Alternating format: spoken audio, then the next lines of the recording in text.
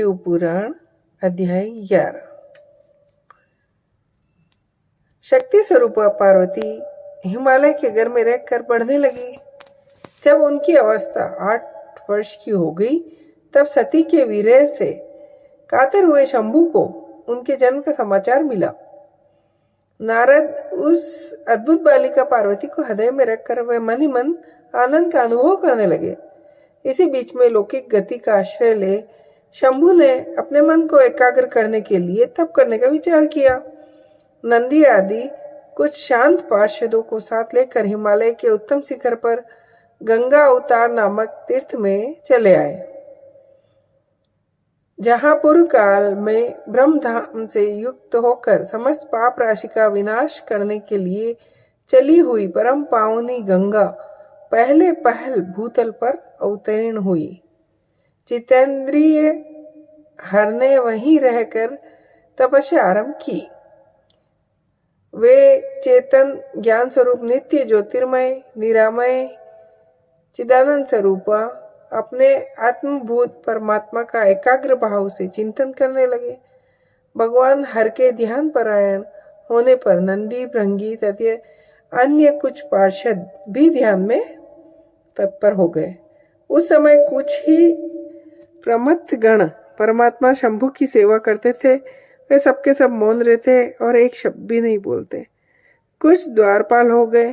इसी समय गिरिराज हिमवान उस औषधि बहुल शिखर पर भगवान शंकर का शुभागमन सुनकर उनके प्रति आदर की भावना से वहां आए।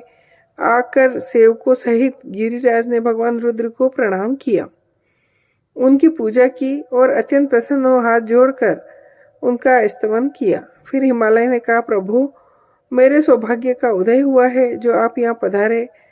आपने मुझे सनात कर दिया। आप दीन वत्सल है। मेरा जन्म सफल हो गया। आज मेरा जीवन सफल हुआ। आज मेरा सब कुछ सफल हो गया। महेश्वर, आप मुझे अपना दास समझकर शांत भाव से मुझे सेवा के लिए आज्ञा दीजिए। मैं बड़ी प्रसन्नता से आपकी सेवा करूंगा। ब्रह्मा जी कहते हैं, नारद गिरिराज का यह वचन सुनकर महेश्वर ने किंचित आंखें खोली और सेवकों सहित हिमवान को देखा। ध्यान योग में स्थित हुए जगदीश्वर वृषभध्वज ने मुस्कुराते हुए कहा, महेश्वर बोले, शैलराज, मैं तुम्हारे शिखर पर एकांत में तपस्या करने के लिए आया हूँ। तुम ऐसा प्रबंध करो जिससे कोई भी मेरे निकट न आ सके। तुम महात्मा हो, तपस्या के धाम हो तथा मुनियों, देवताओं, राक्षसों और अन्य महात्माओं को भी सदा आश्रय देने वाले हो। द्विज आदि का तुम्हारे ऊपर सदा ही निवास रहता है। गंगा से अभिषिक्त होकर सदा के लिए पवित्र हो गए हो। दूसरों का उपकार करने वाले तथा संपूर्ण पर्वतों के सामर्थ्यशाली राजा हो। गिरिराज, मैं यहाँ गंगा अवतरण स्थल में तुम्हारे आश्रित होकर आत्म संयम पूर्वक बड़ी प्रसन्नता के साथ तपस्या करूंगा। शैलराज गिरिश्रेष्ठ, जिस साधन से यहाँ मेरी तपस्या बिना किसी विघ्न बाधा के चालू रह सके, उसे इस समय प्रयत्न करो। मेरी यही सबसे बड़ी सेवा है। गंगा अवतरण नाम स्थान में जो मेरे पृष्ठ भाग में ही है, मेरी आज्ञा मानकर न जाए, यह मैं सच्ची बात कहता हूँ। यदि कोई वहां जाएगा तो उस महादुष्ट को मैं विशेष दंड दूंगा।